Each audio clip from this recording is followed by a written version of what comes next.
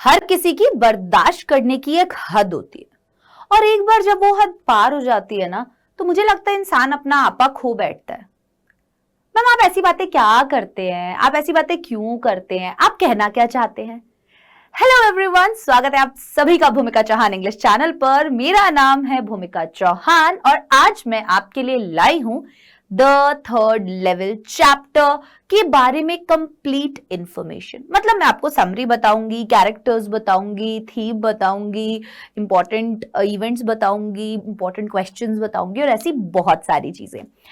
अब सबसे पहले और सबसे इंपॉर्टेंट चीज मैंने अभी अभी जो बोली कि इंसान की किसी भी चीज को बर्दाश्त करने की एक हद होती है।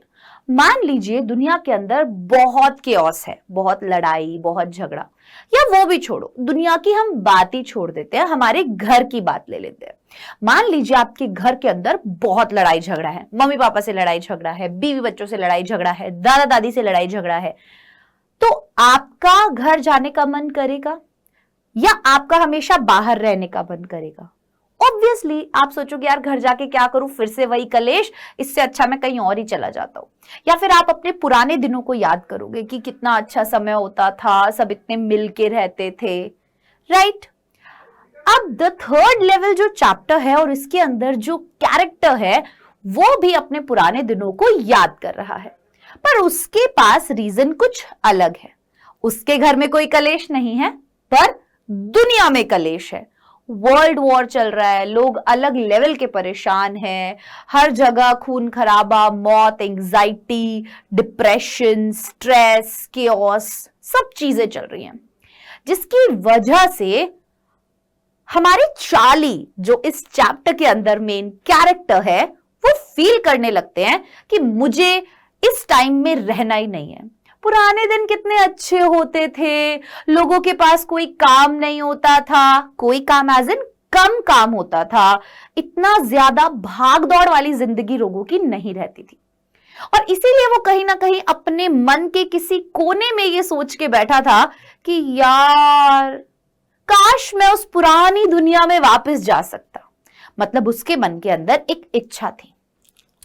आइए शुरू करते हैं आज के इस चैप्टर को, जो कि लिखा है जैक फिने ने। ये चैप्टर बात करेगा टाइम ट्रैवलिंग के बारे में। आप लोग मुझे कमेंट सेक्शन में जरूर बताओ कि अगर आपको टाइम ट्रैवल करने का मौका दिया जाएगा तो आप ट्रैवल करके पास्ट में जाना चाहेंगे या फ्यूचर में जाना चाहेंगे। अब टाइम ट्रैवल और एस्केपिज्म मतलब जो आपकी रियलिटी है उससे दूर भागना, एस्केप करने की कोशिश करना। अब यहां पर जो चार्ली नाम का कैरेक्टर है वो कहीं ना कहीं आपको ये बोलता हुआ नजर आएगा कि मैं तो अपनी जिंदगी में बहुत खुश हूं, सब कुछ नॉर्मल चल रहा है, मैं अपनी बीवी से इतना प्यार करता हूं, सब कुछ अच्छा है, तो मैं भला एस्केप करने की कोशिश क्यों करूंगा? पर फिर भी बहुत सी ऐसी छोटी छोटी इच्छाएं होती है जो अक्सर हमारे मन के किसी कोने में दबी हुई होती हैं, और उसी का रिजल्ट हमें इस चैप्टर के अंदर देखने को मिलेगा। Do you sometimes take temporary refuge in your hobby to avoid the harsh world around you? अब यहां पर एक सवाल आपसे पूछा कि क्या आप भी कभी कभी अपनी हॉबीज का सहारा लेते हो आपके जीवन में जो भी बुरी अच्छी चीज हो रही है उससे दूर भागने के लिए? जी हाँ, बहुत सी बार हम बहुत स्ट्रेस में होते हैं, ऑफिस का बहुत स्ट्रेस है, स्कूल एग्जाम्स का बहुत स्ट्रेस है, तो हमें जो अक्सर करना पसंद है हम उनके जरिए उस चीज से दूर भागने की कोशिश करते हैं, राइट? जैक फिने 1911 में इनका जन्म हुआ था। 1995 मतलब जब मेरा जन्म हुआ तब इनकी मृत्यु हो गई थी। अ वेकिंग ड्रीम विश फुलफिलमेंट, इस चैप्टर के अंदर सबसे इंपॉर्टेंट चीज जो है वो यही है, और यहां से आता है क्वेश्चन डे ड्रीमिंग। अ वेकिंग ड्रीम विश फुलफिलमेंट, दिन में सपने देखना। अब कहानी के अंदर आखिर होगा क्या? The story deals with escapism and time travel. सबसे पहला थीम क्या है? एस्केपिज्म और टाइम ट्रैवल। मैंने अभी आपको बताया एस्केपिज्म क्या होता है, जब आप दुनिया में जो भी बुरी चीजें हो रही है उनसे दूर भागना चाहते हैं, एस्केप करना चाहते हैं, प्रॉब्लम्स को फेस नहीं करना चाहते। टाइम ट्रैवल स्टोरी एक इंटरसेक्शन है फैंटेसी और रियलिटी का। टाइम ट्रैवल और एस्केपिज्म, फैंटेसी और रियलिटी, एक इमेजिनेशन में कोई और चीज है, रियलिटी कुछ और है, और टाइम और स्पेस का, कि आप हो तो कहीं पर आपको लग रहा है कि आप पुराने जमाने में चले गए। तो 3 इंपॉर्टेंट चीजें, escapism and time travel, second space and time, और थर्ड फैंटेसी और रियलिटी। अब साइड में जो आपको ये महान क्यूट से पुरुष दिख रहे हैं, ये है जैक फिने, जिन्होंने ये चैप्टर लिखा है। अब आखिरकार इतना क्या खास है? देखो, एक तरफ आपको दिखेगा प्रेजेंट और वहीं दूसरी तरफ आपको दिखेगा पास्ट। अब प्रेजेंट और पास्ट के अंदर आप किस में रहना पसंद करोगे? आपको क्या पसंद है? आपको प्रेजेंट पसंद है या पास्ट पसंद है? मुझे तो प्रेजेंट पसंद है, पता नहीं क्यों। आप भी कमेंट करके बताओ आपको क्या पसंद है। चैप्टर के अंदर जो चार्ली नाम का कैरेक्टर है वो इन दोनों जगह में कंफ्यूज्ड है। उसे लगता है कि वो यहां पर है, बट एक्चुअल में वो यहीं पर है। ठीक है, अब उसे ये कंफर्म कैसे होगा? और चैप्टर में अंत में आपको राइटर ऐसे मोड़ पर लाकर छोड़ देगा कि आपको समझ में नहीं आएगा कि ये हुआ क्या। आइए जानते हैं चैप्टर के अंदर। सबसे पहली चीज है थीम, जो कहती है the story dwells on the theme of escapism as a man desires to get rid of the modern world which is full of war। अब ये बहुत इंपॉर्टेंट पार्ट है, काफी सारे आंसर्स में आपको लिखने में मदद मिलेगी। थीम क्या है? एस्केपिज्म, कि इंसान, मनुष्य जो है वो दुनिया में इतने तरीके के वॉर, इनसिक्योरिटी, फियर, स्ट्रेस और एंग्जाइटी से जूझ रहा है कि वो कहीं ना कहीं एस्केप करना चाहता है, इस आधुनिक दुनिया से, इस मॉडर्न दुनिया से दूर भागना चाहता है। He is overwhelmed by the harsh realities of life। Overwhelmed मतलब इमोशनली बहुत कुछ फील कर रहा है, और ये जो हार्श रियलिटी है, ये जो कटु सत्य है एक जिंदगी का, वो उसे फेस नहीं करना चाहता। अब यार ये तो सही बात है यार, कौन फेस करना चाहता है? कोई नहीं करना चाहता। पहला कैरेक्टर है चार्ली, जो प्रोटैगनिस्ट है, कहने का मतलब ये हीरो है। ठीक है, लीसा इसकी बीवी है, सैम इसका साइकियाट्रिस्ट दोस्त है, और चार्लीज ग्रैंडफादर, इनका भी थोड़ा सा इस्तेमाल हुआ है इसके अंदर। तो ये एक्चुअल में प्रेजेंट नहीं है, बट हाँ बातों में इनका जिक्र हुआ है। ठीक है, so the third level chapter अपने आप में बहुत इंपॉर्टेंट बातें बताएगा। आइए जानते हैं क्या। स्टार्टिंग होती है, Charlie was quite an ordinary man from New York. आम आदमी है, न्यूयॉर्क का रहने वाला है, और एक शाम वो grand central railway station, New York grand central railway station जो है वो न्यूयॉर्क का इनफैक्ट सबसे बड़ा रेलवे स्टेशन है। ग्रैंड सेंट्रल रेलवे स्टेशन सबसे बड़ा रेलवे स्टेशन बोला जाता है। After a long days work in the office, अब उसने सोचा कि आज मैं ना, जैसे अपन नहीं सोचते कि यार आज मैं ना मेट्रो से चला जाता हूं, जल्दी पहुंच जाऊंगा, तो उसने भी सोचा कि आज मैं ट्रेन ले लेता हूं, सबवे से जाता हूं तो जल्दी पहुंच जाऊंगा। Subway as in metro type ही होती है। This was what happened at the station. और अब आखिरकार स्टेशन पर क्या हुआ? He was in a hurry to get home। उसे अपनी बीवी की बहुत याद आ रही थी, इसीलिए वो घर जाने को लेकर बहुत ज्यादा एक्साइटेड था और वो जल्दी से घर पहुंचना चाहता था। His wife Lisa was waiting for him। इसीलिए उसकी वाइफ जो थी लीसा, वो वेट कर रही थी उसका। Having found no train from the first level of the station, Charlie went down to the second level। अब चार्ली को पता था कि भाई वो जो सबवे है वो सेकंड लेवल से चलते हैं, तो वो पहले लेवल पर उसको ट्रेन नहीं मिली, वो सेकंड लेवल पर जाता है। While waiting for a train on the second level, Charlie found a door and the tunnel down। अब जब वो वेट कर रहा था सेकंड लेवल पर ट्रेन का, तो क्या होता है? तो आप देखेंगे चार्ली को एक दरवाजा दिखता है और एक टनल टाइप का, एक आर्क्ड डोरवे दिखता है उसको, इस तरीके का। शायद मैंने इसका कहीं फोटो भी लगाया होगा, लेट मी शो यू कि कहां। यस, इट्स लाइक दिस, ऐसा कुछ उसको डोरवे दिखता है। तो जब उसे इस तरीके का दिखता है तो वो भागता है उसकी तरफ। भागता मतलब वो उसकी तरफ आगे बढ़ने लगता है कि यार ये तो पहले कभी नहीं देखा। ग्रैंड सेंट्रल स्टेशन इतना बड़ा स्टेशन था कि कभी भी आप अगर उस स्टेशन पर चले गए या आप रोज उस स्टेशन पर भी जा रहे हो, तो भी आप रोजाना किसी नई गलियारे में कोई नई सीढ़ियां, कोई नया टनल आपको मिल जाएगा, क्योंकि वो बहुत बड़ा था। और ऐसा बोला जाता था कि वो पेड़ की जड़ों की तरह पूरे न्यूयॉर्क में फैल रहा है। आप न्यूयॉर्क में कहीं भी चल रहे हो, आप ये अंदाजा नहीं लगा सकते, हो सकता है आपके नीचे से ट्रेन जा रही हो। तो वो इस लेवल का फैल रहा था।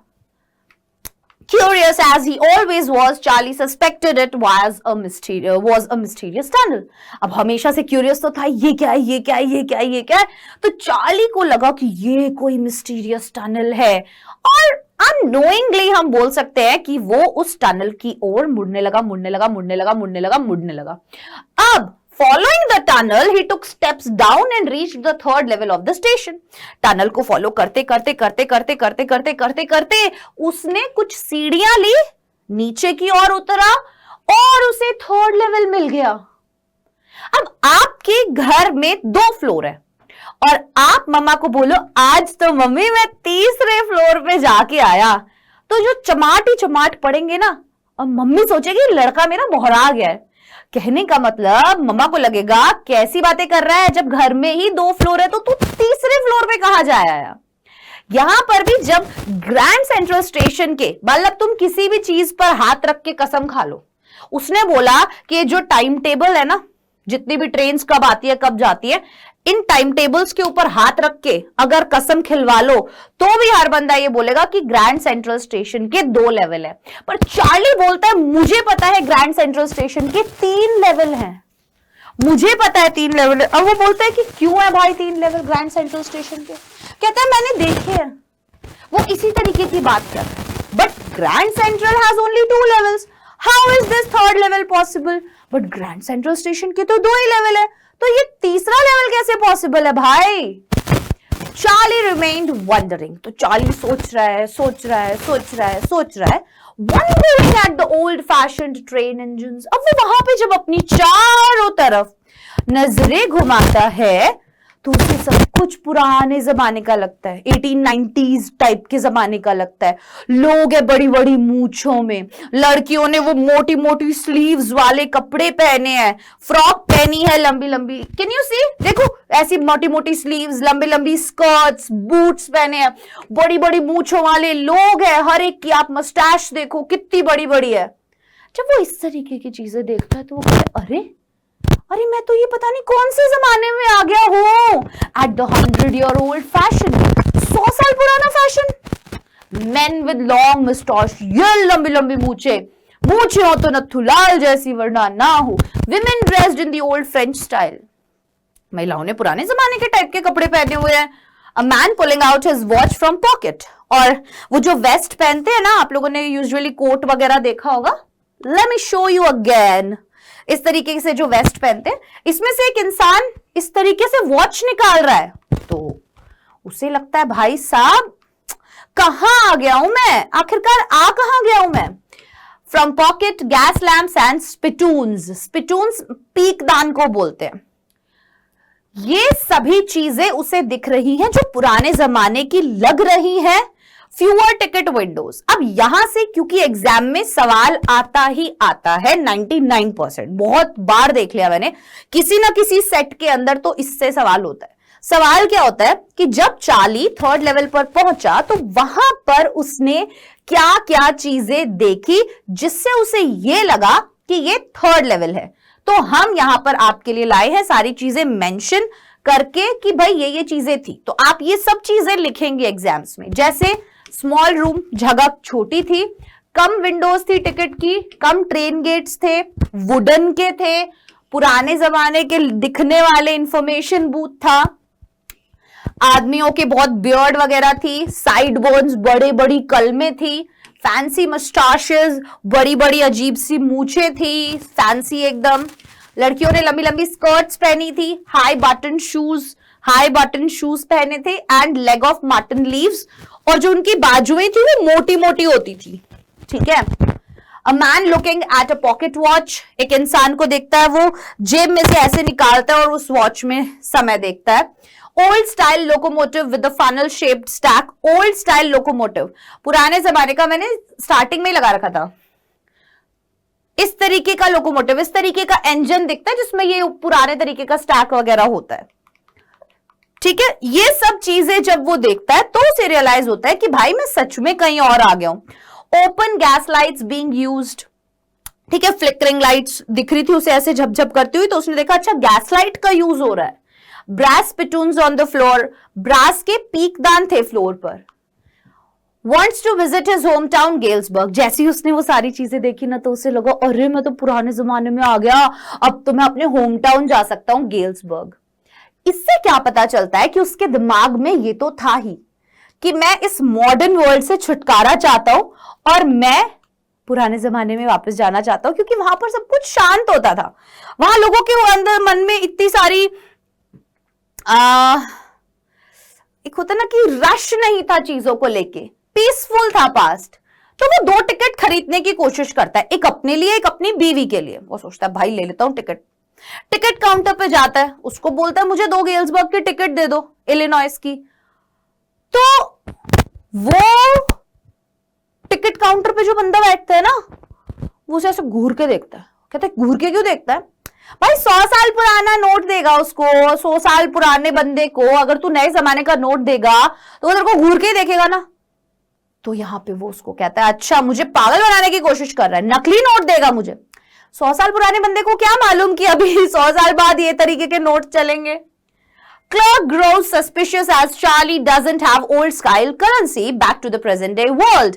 So क्लर्क यहां पर थोड़ा सा सस्पिशियस हो जाता है, क्योंकि चार्ली जो है उसको कहीं ना कहीं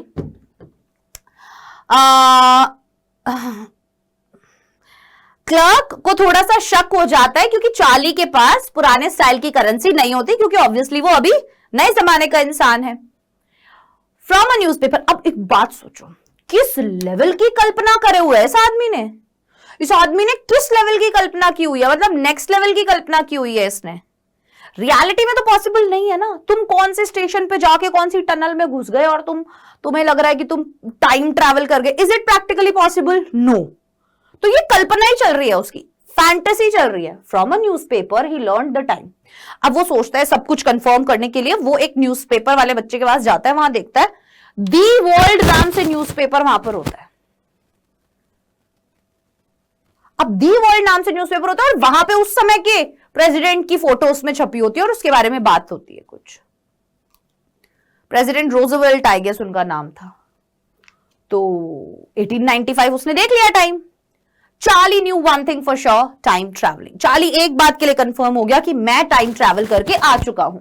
He had got into similar tunnels in the past। अब वो कहता है यार ऐसा पहली बार नहीं हुआ है, ठीक है, ऐसा बहुत बार हुआ है। ग्रैंड सेंट्रल स्टेशन इतना बड़ा है और ये मैं बहुत बार अलग अलग तरीके की टनल्स में घुस चुका हूं। कभी मैं किसी टनल में घुसा था, सीधा कई ब्लॉक दूर जाके निकला था। तो ये बहुत बड़ा है। बट अब की बार जो टनल है वो कुछ अलग कह रही है। Right? In the past, he had got into more such mysterious tunnels and caves, but always a question remained without answer. उसे हमेशा एक सवाल उसके दिमाग में रह जाता था जिसका कोई जवाब उसको नहीं मिला, which is कि यार ये ग्रैंड सेंट्रल स्टेशन में कौन सी टनल कहां जा रही है मुझे नहीं पता। बट आज उसके दिमाग में अगेन वो सवाल आया कि यार अगर मैं वापस इस टनल को ढूंढता हूं तो मुझे कभी नहीं मिलती। तो उसे सारी टनल्स मिस्टीरियस लगती है। Why was he not able to go back to those places once again? कि मैं एक बार किसी टनल में घुस जाता हूं तो मैं वापस उस टनल में क्यों नहीं घुस पाता। वो फटाफट से अपनी ट्रेन पकड़ के घर पहुंच जाता है। अब वो चाहता था क्या कि मैं वापस से जाऊं। अब वापस जब वो ढूंढने जाता है थर्ड लेवल को, तो उसे थर्ड लेवल नहीं मिलता, बिल्कुल भी नहीं मिलता उसको। क्योंकि अब उसने क्या किया, अपनी जो सेविंग्स थी वो निकलवा के पुराने स्टाइल की करेंसी में चेंज करवा ली, जिससे उसकी बीवी को टेंशन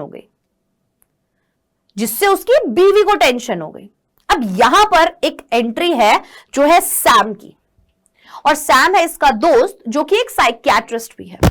जब सैम इन सब बातों के बारे में जानता है तो सैम इसको एक नाम देता है, वो है waking dream wish fulfilment. Waking dream wish fulfilment मतलब डे ड्रीमिंग। वो कह रहा है कि तू कुछ नहीं है, तू इन सब चीजों से बहुत परेशान हो गया, तू स्ट्रेस में है, तू थोड़ी छुट्टी ले, ठीक है, ये सब तेरे ख्वाब में है, ऐसा रियलिटी में नहीं है। बट सैम जब भी उसकी बातें सुनता तो उसे बहुत अच्छी लगती थी, ठीक है। अब लीसा को ये बात पता चली तो लीसा अपने ऊपर ले गई। सैम ने बोला तुम दुखी हो, थोड़े से परेशान हो तुम। तो लीसा को लगा कि मेरे साथ परेशान है, मेरी वजह से परेशान है। लड़कियों की आदत होती है वैसे भी सब कुछ अपनी मेरी वजह से हो रहा है, सब कुछ है ना, मेरी भी आदत है। Anyway, now in the third level of the Grand Central Station, he had not much time to ask questions. Lisa was waiting at home. तो उसे लगा अब यहाँ पर ज्यादा समय नहीं है और वो चुपचाप वहां से निकल लेता है, क्योंकि चाहे जेल अभी की हो या 100 साल पुरानी हो, जेल तो जेल होती है भाई। वो उसकी बीवी वेट कर रही थी। वो टिकट काउंटर पर गया, गेल्सबर्ग की टिकट मांगी, तो वहां पर उसको जो एनकाउंटर हुआ उसका वो ठीक नहीं था। The 1895 Galesburg, or more clearly 100 years old Galesburg, where he was born, when he paid the cash at the counter, the clerk suspected him for tendering fake currency.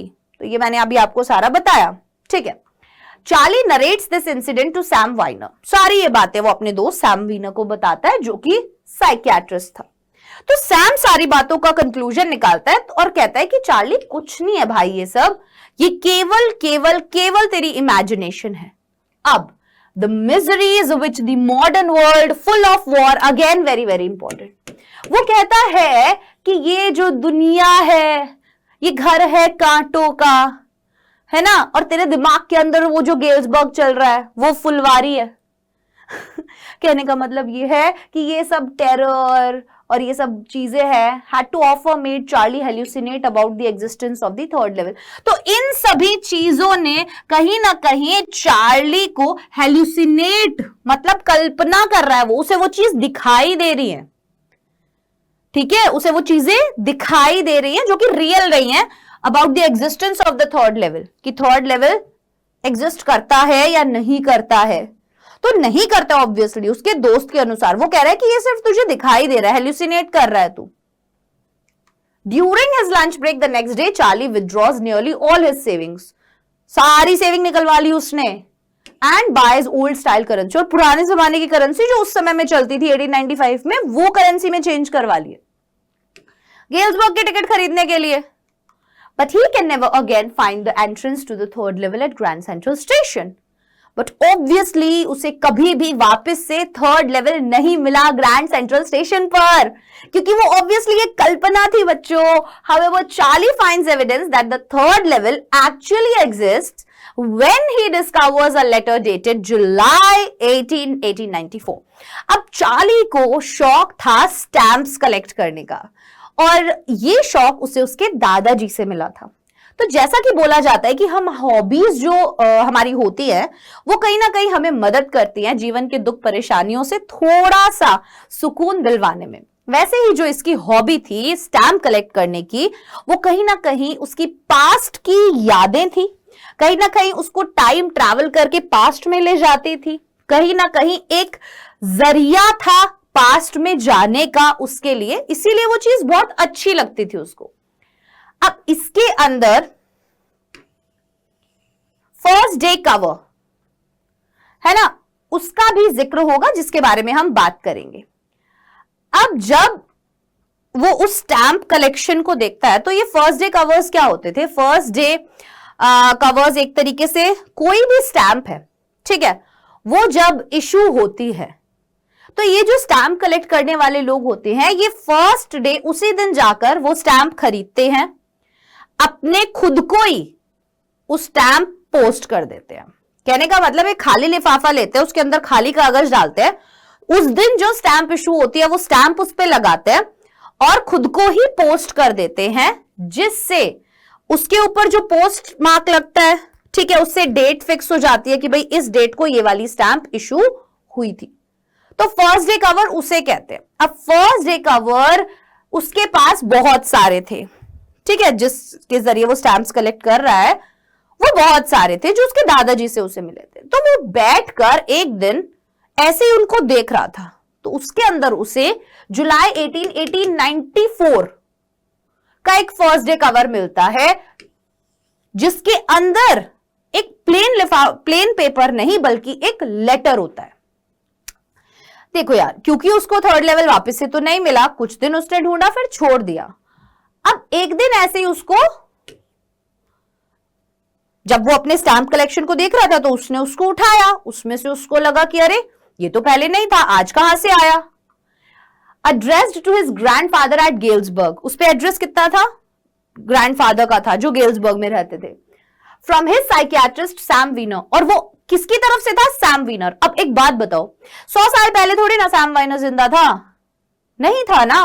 Sam वाइनर दादाजी को कैसे पत्र लिख सकता है? और कुछ दिनों से सैम वाइनर गायब भी है। क्या थर्ड लेवल सच में एग्जिस्ट करता है?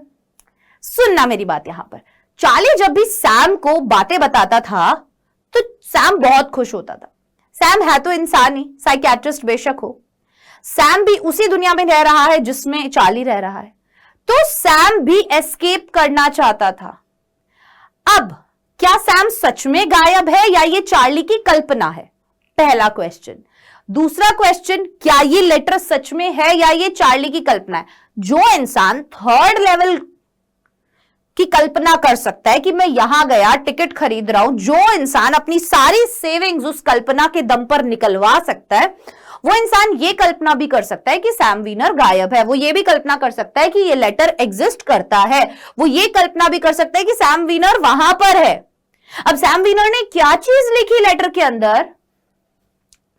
It was not skeptical of the third level as he had appeared. क्या लिखा होगा आप खुद सोचो। उसने उसके अंदर लिखा, पहला पॉइंट सुनना, कि भाई जैसा तू बोलता था वैसा का वैसा है, ये थर्ड लेवल एग्जिस्ट करता है, तू अपनी खोज बंद मत कर, लगातार इसको ढूंढता रह। यहां पर सब कुछ बहुत ही प्यारा है। शाम को मुझे इनविटेशन मिला है, लेमनेड पीने जाना है। सारी अच्छी अच्छी बातें उसने उस लेटर में लिखी है और उसने साथ में यह लिख दिया कि ढूंढता रहे, इट इज वर्थ इट। फिर इसे पता चलता है कि सैम वीनर ने भी अपना सारा पैसा निकलवा लिया था और ओल्ड करेंसी में कुछ दिन पहले चेंज करा लिया था जब वो वहां जाता है चेक करने के लिए। क्या सैम वीनर सच में गायब है या ये भी कल्पना है? ऑथर हमें ये बात नहीं बताते। ट्रेन जो थी 20th सेंचुरी में कुछ इस तरीके की चला करती थी। सेकेंड लेवल जो वहां से सब अर्बन ट्रेन्स चलती थी, departed from there. After that Charlie ducked into an arched doorway. अब सब अर्बन ट्रेन्स मैंने आपको बताया था कि जो मेट्रो टाइप की ट्रेन्स होती हैं, ठीक है।